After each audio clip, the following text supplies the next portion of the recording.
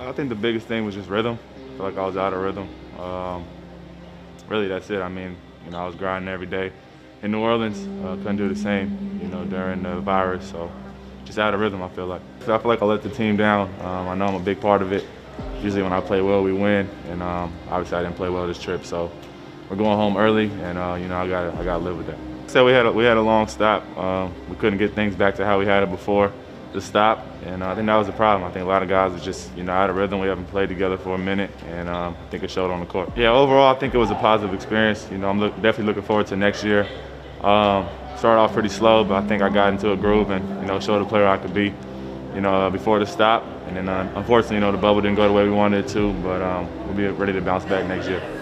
A team that we need to discuss about a little bit more is the New Orleans Pelicans. And when I say that, I don't mean, hey, let's gush over Zion Williamson once again, or talk about Zion Williamson's weight once again, because I was following the New Orleans Pelicans preseason games, and I wasn't necessarily just paying attention to Zion Williamson. As a matter of fact, there's a lot of things I saw on this team and in their games that completely blew my freaking mind. So what's going on, guys? Your boy Mike here. And before we get to the content, guys, I am giving away a PlayStation 5 to one of my loyal members of Mike Mafia that subscribed and turned on our notifications. Whether you're an old subscriber or a new subscriber, so long as you subbed and turned on our notifications, you have entered for a chance to win a PlayStation 5.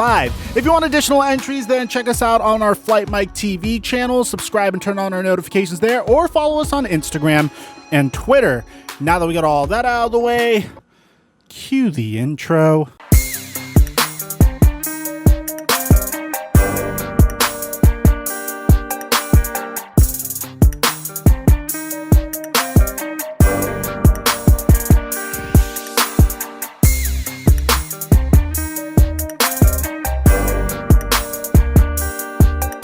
If there's one player I've always wanted to root for, it's Lonzo Ball. And it could be because I'm a Laker fan, and from the very beginning, I wanted him to succeed, and Magic Johnson really hyped him up, saying that he's the next great Los Angeles Lakers point guard.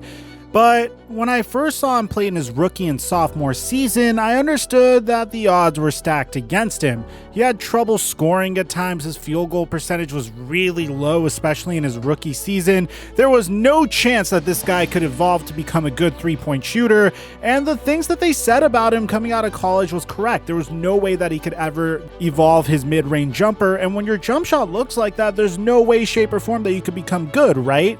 As a matter of fact, his trade value was so low that the Lakers had to package him with Brandon Ingram, with Josh Hart, and multiple first-round picks in order to get Anthony Davis back. And that could be a testament to Anthony Davis's talent, but for the most part, we could agree that Lonzo Ball's career didn't go nearly how we expected. He did not live up to the hype at all. And you know what's crazy about this? I've seen players in Lonzo's exact situation that have just fell off into mediocrity and irrelevance. A player that comes to mind is Michael Kidd-Gilchrist, who is pretty much the small forward edition of Lonzo Ball, not in the sense of playmaking, but in the sense that he could do everything, but had a very strange and broken jump shot, and he was never developed into the player that he could be. He played remarkable defense. He did everything well, except shooting the ball. All you had to do was back off on him and he'd be fine. Now, Lonzo isn't nearly that extreme, but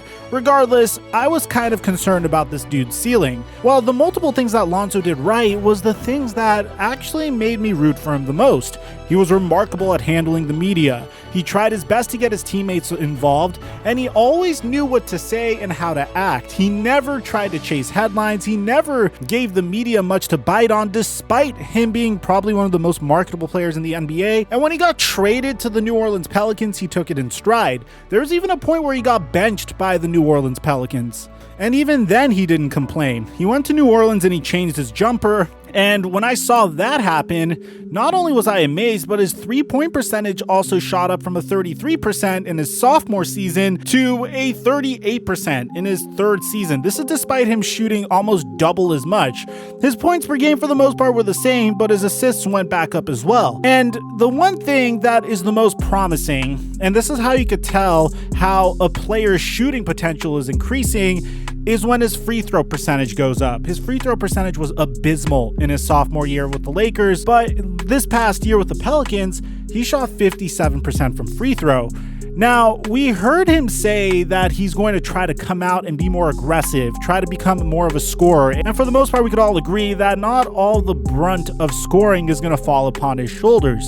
When you're on a team with the likes of Zion Williamson, Brandon Ingram, Eric Bledsoe, JJ Redick, you're not going to expect to score that much. But the fact that you could score could definitely open up the game for the rest of your teammates. So I watched a lot of film on Lonzo Ball, and I'm going to admit it, in the very beginning, I watched the film because I wanted to find something to talk about Zion Williamson about.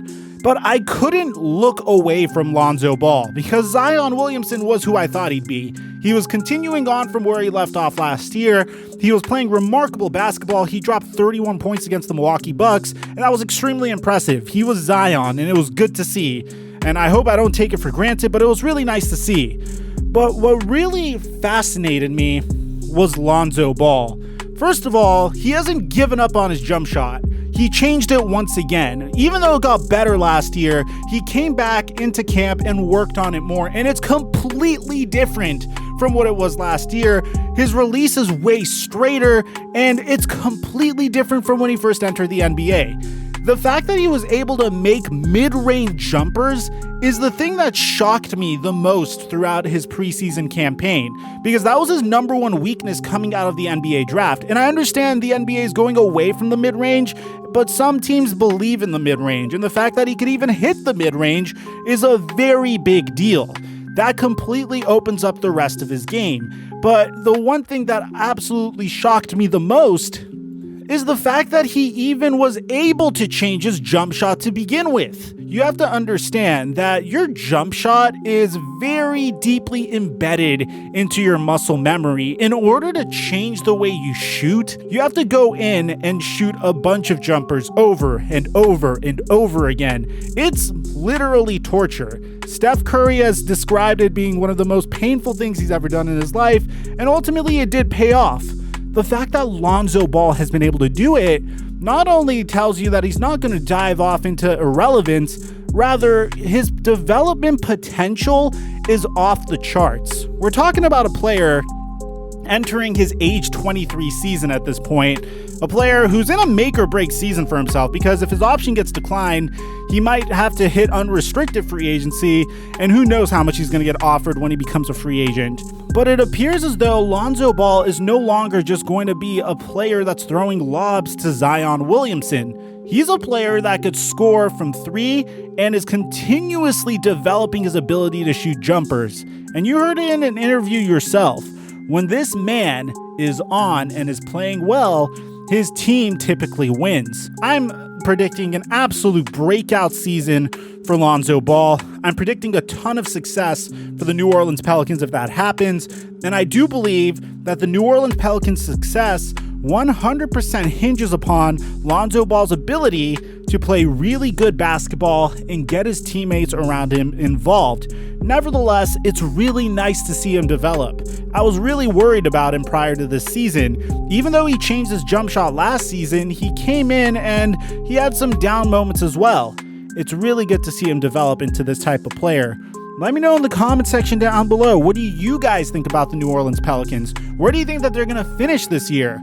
I personally think that they could be a 5 seed to an 8 seed. I would put them higher, but dude, you have the Phoenix Suns, the Los Angeles Lakers, the Los Angeles Clippers, the Denver Nuggets. That's all off the top of my head. You got the Dallas Mavericks as well. It's just very deep over there. But I feel like the Pelicans are going to come out and surprise a lot of teams. Let me know what you guys think in the comment section down below. Aside from that, I'm your boy, Theflightmike, and I'm dropping our mic until our next upload.